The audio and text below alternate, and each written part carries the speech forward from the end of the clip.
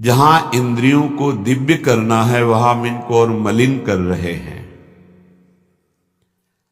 जनेन्द्रिय का वेग न सहने के कारण हम परस्पर शरीरों के आकर्षण में भोग वासना में लिप्त हो गए। मन और जनेन्द्रिय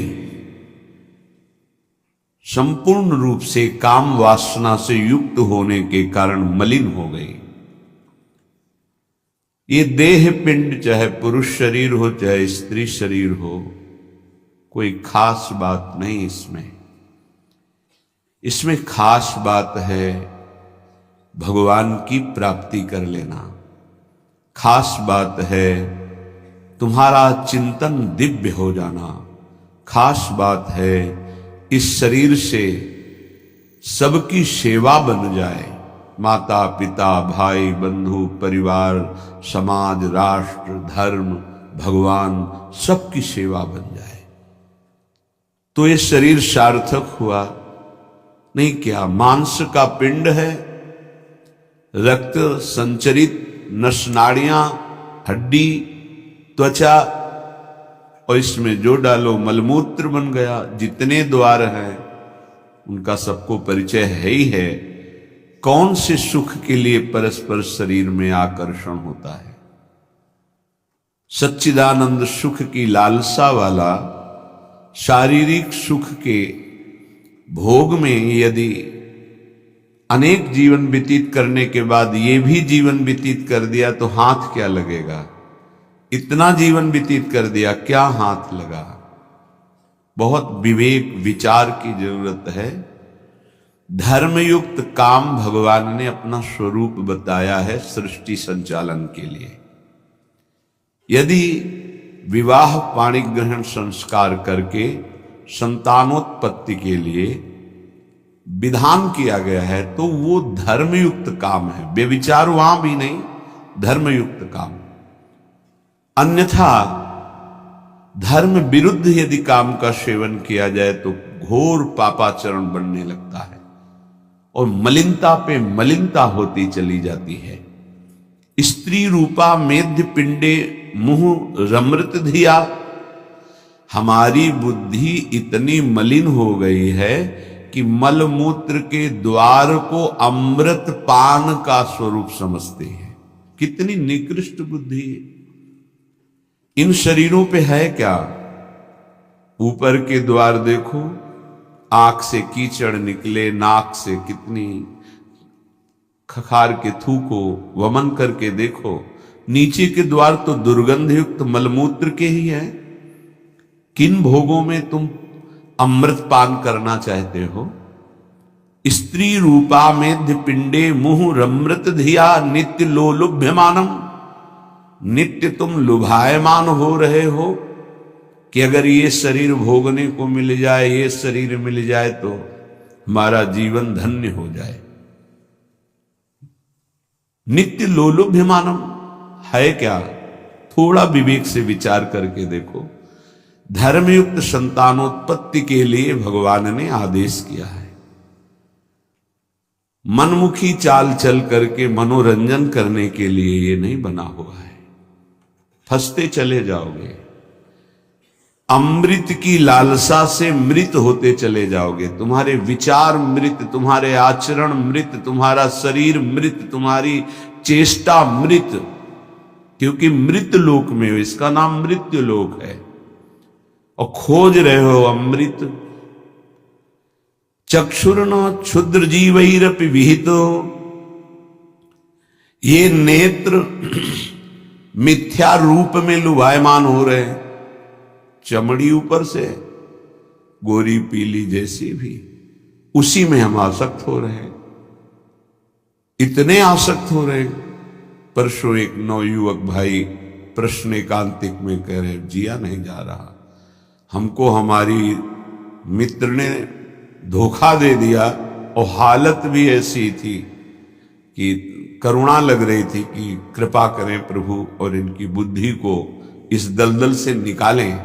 वो जीवन से हारा हुआ व्यक्ति बैठा हुआ है केवल एक बात में कि उसको उसके किसी मित्र ने, मतलब स्त्री शरीर ने उसको धोखा दे के दूसरे से ब्याह कर लिया। धोखा देके मतलब मन की गति है, इसमें धोखा और सही का क्षेत्र नहीं है। ये तो विचरण करता रहता है, आज ये आज ये आज ये। इसका कोई बिरला इसकी इस गति को रोक दे, वही साधना परायण साधक कहा जाता है।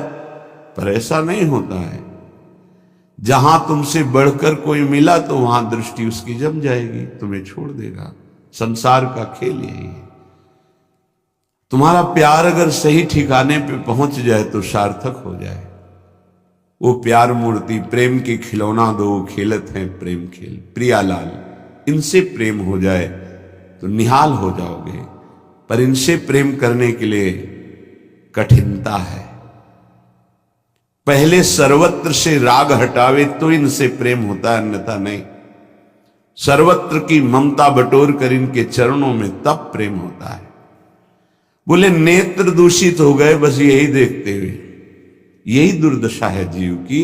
सामने भगवान है चराचर जगत के हृदय में, उनको कोई नहीं देखना चाहता और बाहरी केवल चमड़े को देख करके हम आकर्षित हो रहे हैं। ये चमड़ी ज्यादा दिन नहीं टिकेगी, जिसकी तुम देख रहे हो उसकी और तुम्हारी भी, ये नष्ट होने वाली है।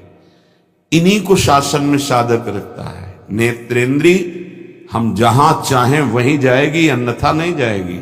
अभ्यास कीजिए नाम जप के द्वारा। ऐसे थोड़ी कि बात कर रहे हो किसी संत से भगवत चर्चा और तुम्हारी दृष्टि जा रही बार बार, और इतनी हिम्मत तुम्हारी कि भगवत भाव के वातावरण में तुम्हारी अशुद्ध वृत्ति उधर देखने की कोशिश कर रही। क्या देख रहे हो?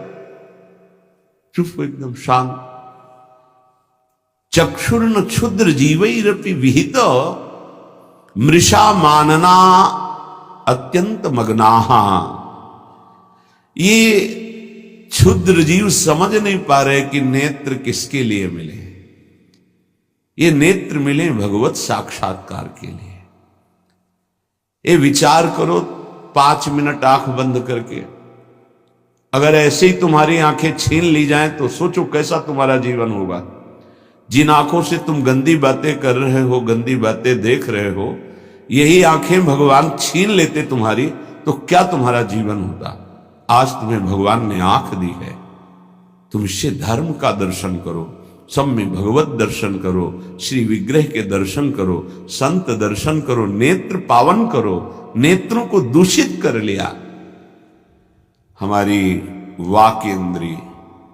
जब हम इससे चिदानंद नाम जप करते हैं, चिदानंद लीला का गायन करते हैं, तो वाणी भी चिदानंद हो जाती है।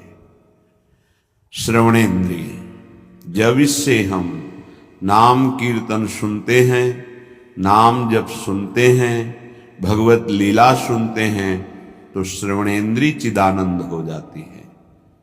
ऐसे समस्त इंद्रियां जब केवल आराध्य देव के प्रति समर्पित होकर क्रियान्वित होती हैं, तो उनमें ये सामर्थ्य आ जाती है कि उपासक की श्रवणेन्द्रिय निकुंज में प्रिया प्रीतम क्या बात कर रहे हैं ये सुनाई देने लगता है। निकुंज में प्रिया प्रीतम कैसी शोभा से विराजमान है ये दिखाई देने लगता है। आज कौन से सौरभ का लेप किया गया ये घ्राणेन्द्रिय से पता चलने लगता है। प्रिया प्रीतम की दिव्य लीला का इंद्रियां अनुभव करने लगती हैं, जो कि इंद्रिय मन से बिल्कुल अगोचर है। अगर उपासक इन इंद्रियों को थोड़ी भी स्वतंत्रता दे देगा तो इनका स्वभाव है प्रकृति स्थान कर्षति। ये प्रकृति के वस्तु व्यक्ति स्थान के आकर्षण में फंस जाएंगे। फिर ये महासुख जिसकी हमारे हृदय में लालसा है वो प्रकृति से पूर्ण होने वाली नहीं, वो परमात्मा से होने वाली है। जब हमारी इंद्रियां प्रकृति की तरफ जाती हैं तो मलिन हो जाती है और मिथ्या देह सम्मान को तुमने सुख मान लिया। 4 लोग नमस्कार किए तो तुम अपने को श्रेष्ठ समझ लिए। किंचिन मात्र भी कोई श्रेष्ठ नहीं है। ये पंचभूत शरीर सबके उसी सामग्री से बने हुए हैं। अंदर जो जीव अंश है भगवान का बिल्कुल बराबर है। अब जो सम्मान और अपमान होता है गुण और अवगुण का होता है, और गुण और अवगुण दोनों मायाकृत है। सुनो तात मायाकृत गुण और दोष अनेक, ये दोनों मायाकृत है। तो तुम किसका सम्मान? माया का। किसका अपमान? माया का। तुम तो मान और अपमान दोनों से परे हो। अगर कोई तुम्हें प्रणाम कर रहा है तो तुमको उसकी श्रद्धा को प्रणाम करना है। तुम खास थोड़ी हो गए कि वो तुम्हें साष्टांग प्रणाम कर रहा है तो तुम महान हो गए। महान वो है जो साष्टांग प्रणाम कर रहा है, उसकी श्रद्धा प्रबल है।